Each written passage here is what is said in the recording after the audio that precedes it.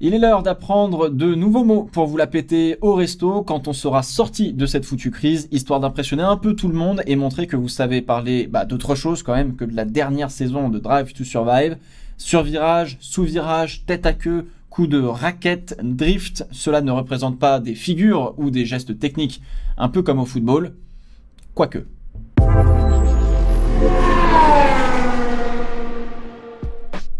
Le survirage et le sous-virage sont des comportements de voiture et on emploie souvent ces termes pour parler de l'équilibre de la voiture.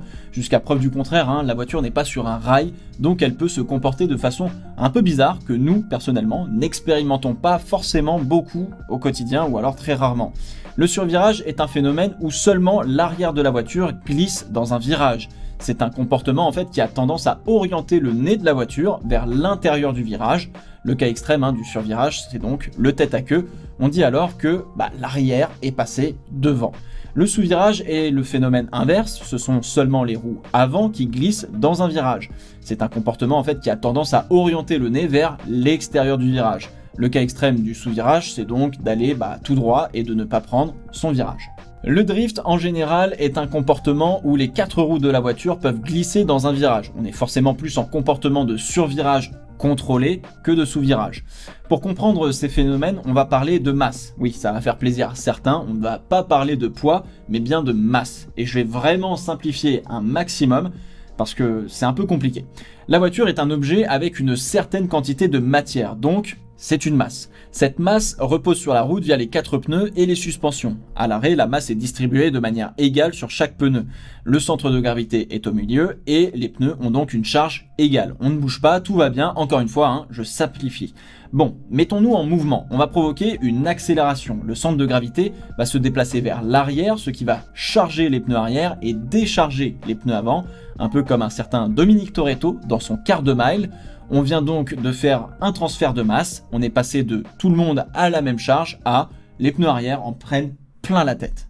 En virage, c'est donc pareil, vous tournez à gauche, le centre de gravité va se déplacer à droite et va chercher les pneus extérieurs de la voiture, donc les pneus droits. Et inversement pour un virage à gauche. On appelle cela la force centrifuge, c'est quand votre corps, entre guillemets, menace de se barrer à l'extérieur pendant que vous prenez un virage. On vient de résumer ce qu'est véritablement le pilotage d'une voiture. Oui, il faut prendre les bonnes trajectoires pour être rapide, mais le boulot principal du pilote, c'est de sentir les transferts de masse qu'il inflige à la voiture par ses coups de volant, ses accélérations et ses freinages. Et pour ça, il faut avoir une grosse sensibilité du train arrière, du cul, de chez nous, de nos fesses, comme dirait un certain Niki Lauda. Il faut charger les pneus de manière la plus optimale pour chaque accélération, freinage ou virage pour être à l'utilisation maximale des capacités de votre voiture et donc de rouler vite. Rentrons un peu dans le détail. Le survirage peut être voulu, provoqué par le pilotage ou simplement par les réglages de la voiture. On peut faire appel à une balance de frein plutôt orientée vers l'arrière, c'est-à-dire que l'arrière freine un peu plus fort et donc ça fait un peu un effet genre frein à main. On peut aussi fermer un peu plus le différentiel pour avoir recours à ce même effet et on peut jouer sur le réglage de la fermeté de la suspension, de la barre anti-roulis ou encore de la pression des pneus par exemple, mais ça on va en reparler dans un prochain Fast Explore. Et on peut aussi provoquer le survirage par le pilotage, si on rentre trop vite dans un virage par exemple. Comme vous êtes en situation de freinage avant et pendant l'entrée du virage, vous chargez les pneus avant, mais du coup, vous déchargez les pneus arrière, qui par conséquence n'ont plus assez d'adhérence, et hop, ça glisse. Le fait d'avoir une trop grande usure des pneus fait que ça peut aussi vous faire partir de l'arrière, ou alors si les pneus surchauffent trop, ils ne sont plus assez efficaces pour avoir une bonne adhérence, et hop, là aussi, ça glisse. En sortie de virage, on peut aussi avoir du survirage, particulièrement avec les voitures dont les roues arrière sont motrices, comme en Formule 1 par exemple. Un peu trop fort sur la pédale d'accélérateur, le volant toujours braqué pour prendre le virage, normal, les roues arrière patinent et hop, encore une fois, ça glisse. Et c'est sans compter le fait que vous faites basculer aussi toute la masse de la voiture d'avant en arrière lorsque vous appuyez sur l'accélérateur. Vous chargez donc beaucoup les pneus arrière en plus. Pour résoudre le survirage, on peut donc contre-braquer quand l'arrière part pour rétablir l'équilibre, tenter en fait de recentrer un petit peu le centre de gravité. C'est un peu comme quand vous vous déplacez avec un seau d'eau et que faut pas le faire déborder, donc du coup vous essayez de compenser comme vous pouvez.